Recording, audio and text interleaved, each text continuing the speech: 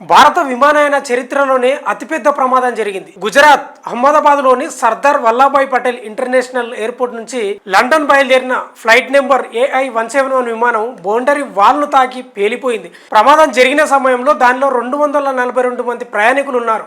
Runway నుంచి takeoff అయిన కొద్దిసేపటికే విమానం ప్రమాదానికి గురైంది.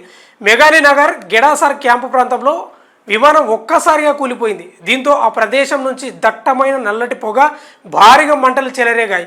మధ్యాహ్నం 1:30 సమయంలో చెట్టును ఢీకొనడంతో ఈ ప్రమాదం జరిగినట్లు ప్రాథమికంగా భావిస్తున్నారు. అప్పటికి విమానం 825 అడుగుల ఎత్తులో ఉంది.